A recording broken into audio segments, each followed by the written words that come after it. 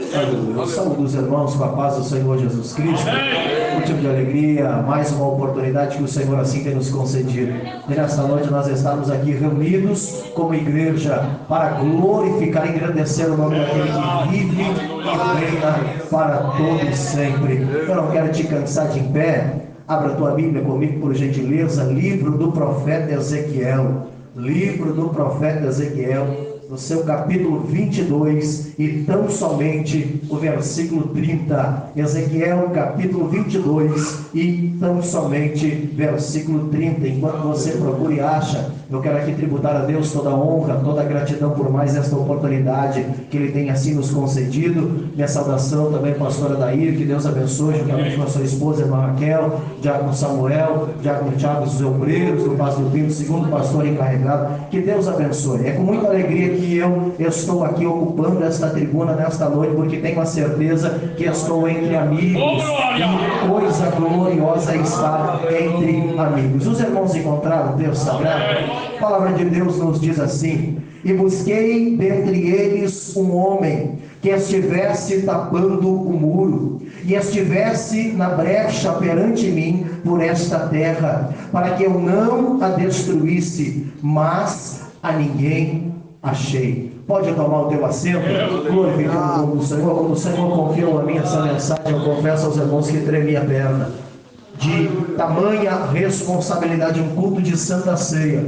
Mas eu peço a Deus que o Espírito Santo me capacite para que eu consiga entregar tudo aquilo que Deus assim assentou no meu coração, para que você entenda o que Deus quer falar com os nossos corações nesta noite. Nesta noite eu quero colocar um tema nesta mensagem, e o tema é o Deus que procura.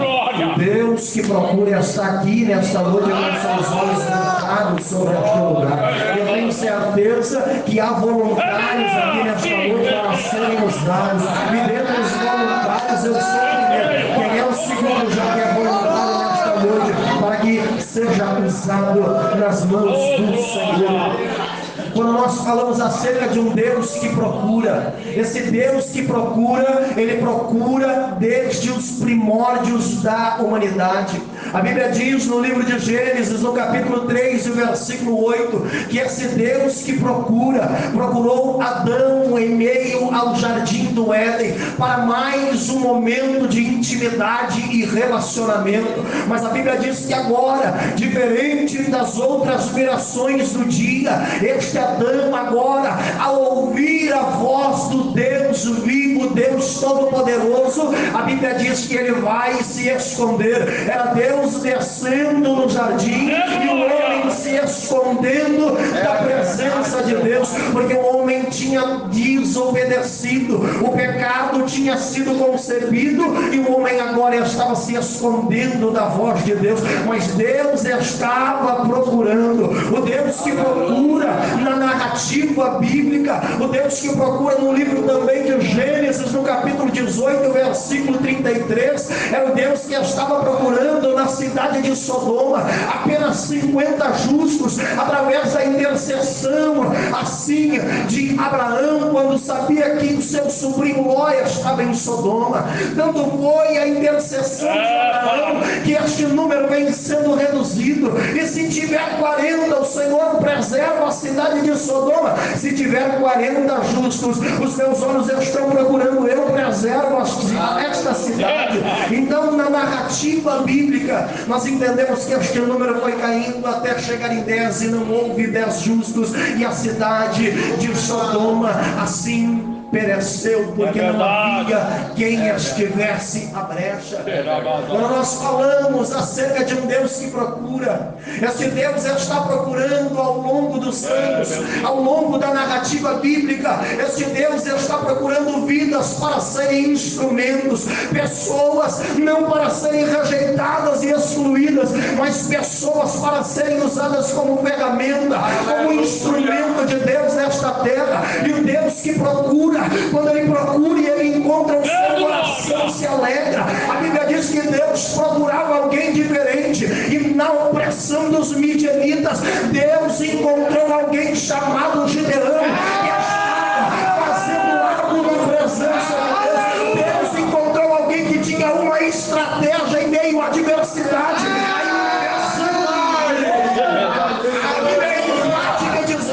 E estava Gideão malhando trigo no lagar. Nem era lugar de malhar trigo, nem era lugar de estar, mas ele tinha uma estratégia. E os olhos do Senhor encontraram Gideão lá no lugar inteiro.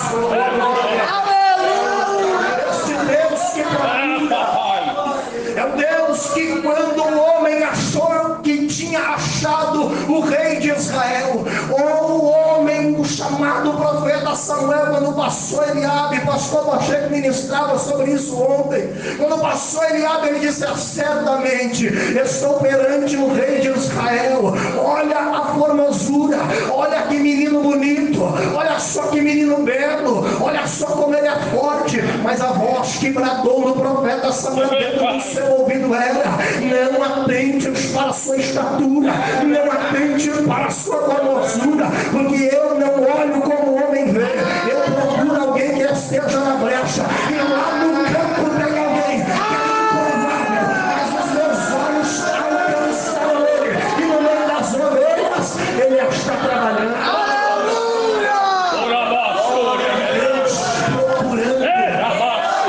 Coisa gloriosa quando Deus procura e ele encontra alguém que tenha disponibilidade para trabalhar, disponibilidade para dizer: Senhor, eu sou tão pequeno, eu sou tão falho, os recursos são tão poucos, mas se o Senhor quiser contar comigo, envia-me a mim, porque eu quero ser alguém usado na sua obra.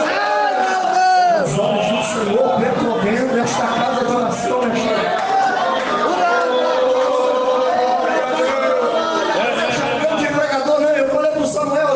eu sinto graça de Deus, eu sinto a presença do meu amigo Espírito Santo. Eu estava tremendo, aplicar aquilo que Deus ministrava no meu coração.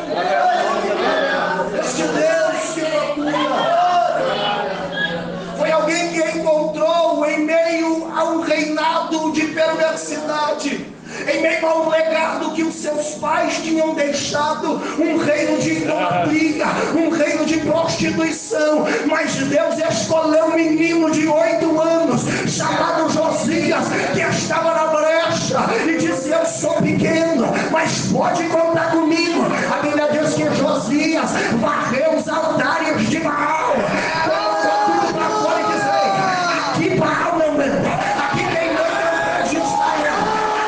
Aqui não tem magia, aqui não tem ocultismo, não, aqui não tem sacrifício de criança, mas aqui tem adoração ao Deus de Israel, ao Deus que é poderoso.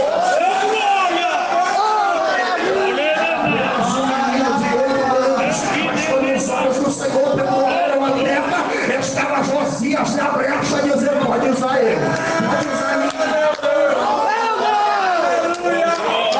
Coisa gloriosa é quando Deus encontra.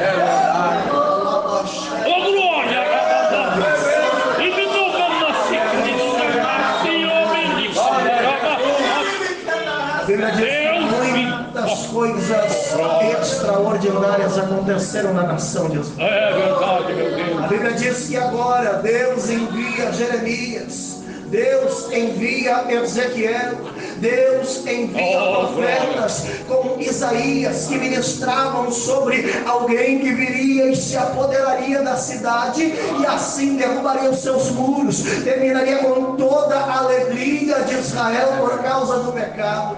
Quando nós estudamos acerca da história de Israel, a história de Israel, ela oscilava muito. Deus levantava um libertador, Deus levantava um juiz que era segundo o seu coração, um rei segundo ao seu coração. Israel vivia um avivamento extraordinário na presença de Deus. Mas quando este legislador, quando este juiz, quando este rei assim descia a sepultura e alguém ímpio entrava no seu lugar, o povo desfalecia, o nível espiritual caía, e aqueles que adoravam ao Senhor Deus de Israel já estavam levando seus filhos para o holocausto, a Moloque, a Baal. Quem adorava o Deus de Israel na época do avivamento, agora na época de crise estava rendendo.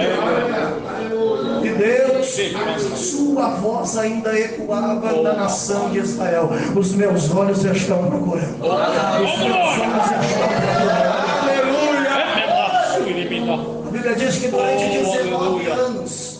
19 anos, o rei Nabucodonosor, através do seu chefe de guarda, Nabuzaradã, ele vai agora sitiar a cidade durante 19 anos, espreitando o povo de Israel.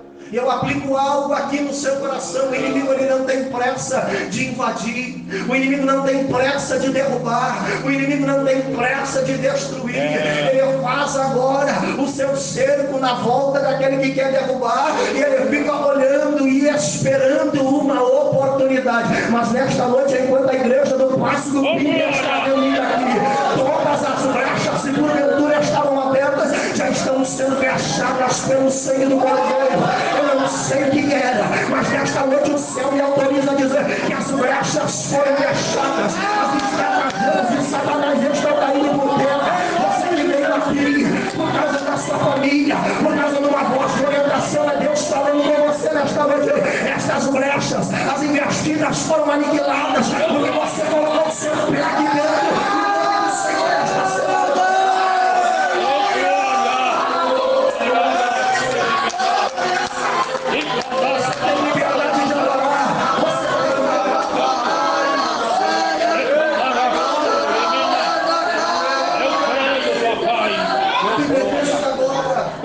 As 3 invasões derradeiras que vão sucumbir a nação de Israel. Na primeira invasão eles derrubam muro fora de proteção. Na segunda invasão eles vão destruir o templo de adoração a Deus. O povo perde a referência do Deus de Israel, porque era no templo que o fogo descia, era no templo que a nuvem cobriu o sacerdote, a arca da aliança, era no templo que o povo tinha a referência do Deus de Israel. Na terceira investida e invasão do rei Nabucodonosor, Israel vai perder a arca da aliança. E a arca da aliança nós sabemos que representa a presença de Deus. E aí vem um processo: perde muro, perde igreja, perde referência espiritual e derradeiramente perde a presença de Deus. Coisa gloriosa é quando nós temos a presença de Deus, mas coisa terrível é quando ela perde-se, quando se esvai a presença de Deus, e quando nós achamos que está, não está mais, porque alguém já levou embora, se perdeu. E não tem nada agora de Zedequias, o derradeiro processo de Israel, levado ao cativeiro babilônico por causa da desobediência, por causa do pecado, por causa da idolatria. Deus permite agora um cativeiro babilônico para lapidar o povo de Israel, para purificar, para trazer de volta, porque o cativeiro de Deus não é para a morte, é para lapidar o crente. Deserto de Deus não é para matar, não. Alguém diz: ei, Deus me colocou no deserto, Deus me colocou no cativeiro. Não é para matar, é para lapidar, é para matar o crente. Talvez ele era de uma forma, Deus quer de outra. Então deserto, ele é pedagogia do Deus de Israel. Ele diz que agora este cativeiro acontece. Mas o que mais me chama a atenção é agora nós adentramos ao ministério de Ezequiel. O que mais me chama a atenção no ministério de Ezequiel é que Ezequiel, ele não é formado dentro de um palácio.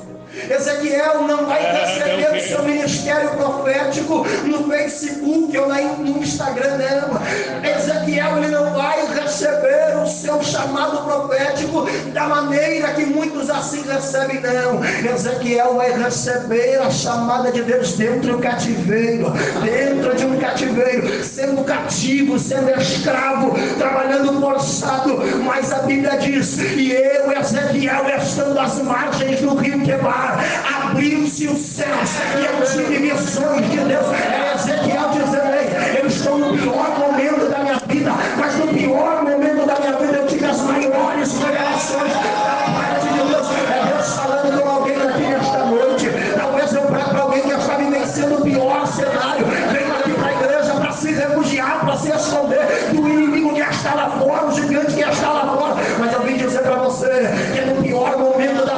você vai ver o maior milagre de Deus operando sobre você. É no pior momento, quando as pessoas olharem e dizem: agora acabou, agora não tem mais, eu quero ver para onde vai correr. É o inferno agora em volta de uma mesa dizendo: eu falei que ia cair, mas é o grandão da Galileia dizendo: eu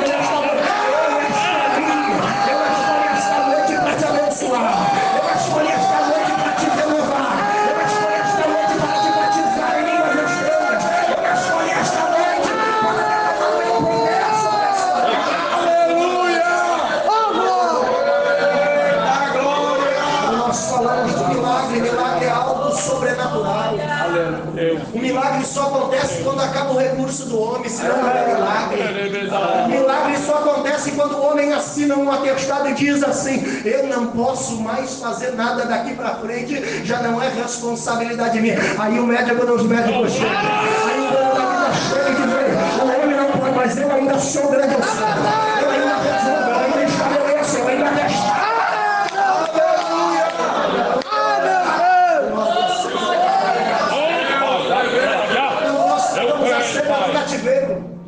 E quando nós introduzimos para a nossa vida, existem dois tipos de pessoas no mesmo cativeiro, no mesmo cenário. A Bíblia diz no Salmo 137 que o mesmo povo que estava agora no mesmo cativeiro junto aos rios de Babilônia estavam escolhendo, ao invés de buscar a presença de Deus, estavam escolhendo chorar e deixar as suas harpas penduradas no salgueiro. Meu Deus. Às vezes vem um deserto, às vezes vem um cativeiro, às vezes vem a luta, parece que vai arrebentar, mas eu vim dizer para alguém: não é hora de pendurar a harpa no salgueiro nela, é hora de voltar a adorar, é hora de glorificar. Mas eu não tenho força, pregador, a enfermidade bateu na minha porta, a luta chegou lá e o negócio está feio demais, mas eu vim dizer: não pendura a harpa nada. O inimigo quer ver você prostrado com a harpa pendurada, chorando e lamentando, mas você vai ser igual a Ezequiel. Nesta noite Deus abre este céu e dá visões de Deus para você. Deus te dá algo sobre a sua vida. Nós estudamos acerca do ministério de Ezequiel.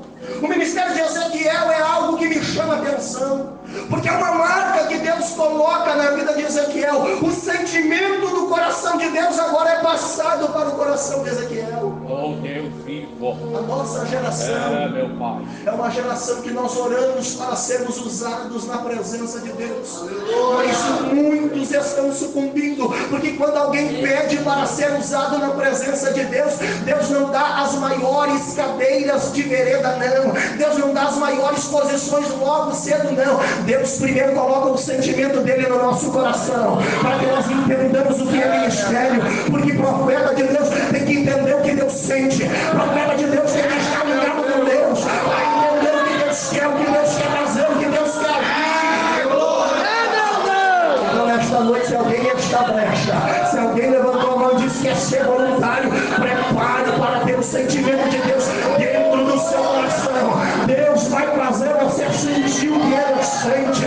Deus vai entrelaçar você neste ministério profético, que você vai sentir a dor da outra pessoa, você vai entender que a outra pessoa está precisando disso.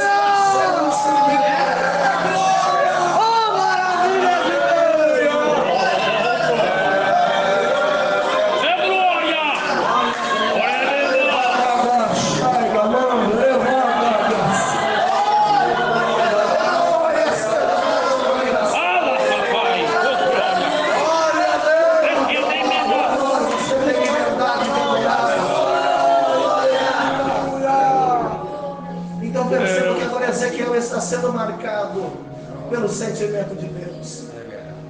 Deus olha para Ezequiel e diz: ei, o negócio vai ser o seguinte. Quando nós estudamos acerca da história, nós sabemos que a comida que Ezequiel estava comendo não era fezes humana, não era fezes de animal, era para cozinhar o seu alimento, porque na antiguidade excremento de animal é igual eles estão fazendo hoje aí, eles estão fazendo gás natural para cozinhar as suas comidas, mas era impuro perante a presença de Deus. Era Deus dizendo para Ezequiel: mistura a tua cevada, mistura o teu pão, os teus bolos, e cozinha agora neste gás profano, nesta forma que profana o que é santo para mim, para que o povo entenda que eles estão comendo pão de imundícia, que eles estão me desagradando, que eles estão afastando cada vez mais da minha presença. Eu coloquei o cativeiro, dei a oportunidade dentro do cativeiro deles montarem sinagogas, deles buscarem minha presença, mas eles não querem saber nada da minha presença. Eles preferem ainda mais se afundar no pecado. Eles não querem nada com nada. Deus vivo. E Deus ministra agora. O ministério de Ezequiel não é um ministério de cadeira confortável. O ministério de Ezequiel não é alguém que batia no braço dele e dizia: ei, eu estou contigo, está tudo certo. Não. O ministério de Ezequiel era perseguição, era lágrima. O ministério de Ezequiel era ser excluído, era ser espizinhado. O ministério de Ezequiel era viver no mundo. A história bíblica diz que a sua esposa faleceu na manhã e ele teve que ser profeta de tarde. E Deus disse: eu não quero que tu faça luto, eu quero que tu seja profeta, eu quero que tu seja instrumento. Deus fala da vida de Ezequiel. E agora o negócio chega tão grande, tão extremo no capítulo 22, que os profetas, os sacerdotes tinham se vendido a Baal e estavam agora profanando a casa de Deus dentro do cativeiro. A oportunidade que Deus deu, eles estavam agora pervertendo, dizendo: assim diz o Senhor, sem o Senhor ter dito nada. Eles estavam trazendo para si cultos de imundícia, aquilo que Deus não estava se agradando. E o Senhor estava dizendo a Ezequiel: e busquei dentre eles um homem que estivesse tapando o muro. Era Deus dizendo: ei, eu procurei alguém que estivesse à brecha. Eu procurei alguém que fosse um intercessor. Eu procurei alguém que fosse um voluntário. Eu procurei alguém que dissesse: Senhor, eu estou no cativeiro, mas eu quero ser usado. Senhor, eu estou no deserto, mas eu quero ser usado. Senhor, eu estou passando pelo mar, mas eu quero ser usado. Aleluia. Deus dizendo: eu procurei alguém que estivesse disposto a reparar o dano que o inimigo causou dentro da cidade. Eu estou procurando alguém que esteja se voluntariando para dizer: as circunstâncias são contrárias, recurso não temos nenhum, mas nós temos a unção do Espírito de Deus, a capacitação do Espírito de Deus. Se o Senhor mandar, nós vamos. Se o Senhor dizer que é conosco, o Senhor está conosco. Oh, glória! Quando nós entendemos a cena desta palavra, pereceu durante 70 anos, até ser restituído, até ser deportado de volta. E aqui eu aplico aquilo que Deus assim assentou no meu coração. Deus da glória! A Bíblia diz que Deus, do seu alto e sublime trono, olhando para o povo da terra, não havia um justo sequer. Não havia alguém que pudesse contar, não havia alguém que tivesse a disponibilidade de tapar as brechas que o inimigo causou no mundo espiritual. Nós falávamos sobre esta brecha lá no culto da matriz, sobre a brecha que o demônio assim usava, o legado no mundo espiritual. O pecado causou esta brecha e não tinha quem reparasse isso. Mas a Bíblia diz que alguém se destituiu da sua deidade, da sua glória. E João, ele vai começar a dizer exatamente assim: e no princípio, o verbo se fez carne, e o verbo era Deus, e o verbo estava com Deus. Era João dizendo aí: alguém que agora, no ministério da encarnação, ele veio numa forma humana, ele veio aqui para humilhar sobre esta terra, já que não existia alguém que fosse capaz de tapar as brechas. O Salvador Jesus Cristo, parafraseando o texto sagrado de seu povo: é comigo, eu vou resgatar esse povo que estava perdido, eu vou verter o meu sangue por este povo que estava perdido. A Bíblia diz diz que Jesus, ele cumpriu o seu ministério com êxito, até a morte e morte de cruz. E nós estamos aqui, participaremos daqui a pouco da ceia, porque Jesus cumpriu o ministério dele, porque Jesus deu um brado lá no Calvário e disse: está consumado. Foi por causa disso. Jesus reparou as brechas no mundo espiritual. Paulo escreve que todos pecaram e foram destituídos da glória de Deus. Estas brechas que foram causadas pelo pecado, pela investida do inimigo no mundo espiritual, era algo que nos excluía da presença de Deus. E a maior notícia quebrada nos nossos corações nesta noite é que em Cristo Jesus Ele nos tornou eleitos para sermos voluntários, para através do sangue de Jesus fazer as obras maiores do que Ele fez. É promessa dele. Mas Ele precisa de alguém que se voluntarie já, sabendo que Ele garante a vitória. Coisa gloriosa, meus irmãos, é entrar na guerra sabendo que nós vamos vencer. Às vezes nós nos acovardamos. É verdade, meu Às vezes nós limitamos o poder do nosso Deus. Será que vai dar? Será que vai acontecer? Esta guerra que se levanta, você já é vitorioso, porque o sangue de Jesus garante vitória. O sangue de Jesus garante a vitória. Joelho no chão, orando, clamando a Deus. Ele concede a vitória para as nossas vidas, mas Ele precisa de alguém que entenda que Ele pode fazer todas as coisas sozinhos, mas Ele prefere alguém que esteja em parceria com Ele. Ele ainda está com seus olhos voltados sobre esta terra, procurando alguém que esteja disposto a fazer algo pelo reino. E não precisa ser muito novo, não precisa ser muito velho, não precisa ter muito dinheiro, não precisa ter muito recurso, pode ser até um pouquinho de recurso, porque a Bíblia diz em João capítulo 6, o único milagre de Jesus que é relatado nos 4 evangelhos, a primeira multiplicação de pães e peixes. A Bíblia diz que Jesus, atravessando o outro lado da Galileia, Ele cura muitos e nós conhecemos a história. O povo já estava lá, Ele libera a palavra, Ele cura, Ele transforma, restaura. E agora Ele vai colocar todo mundo para ensinar a vida. Era culto de quarta-feira, era culto de doutrina.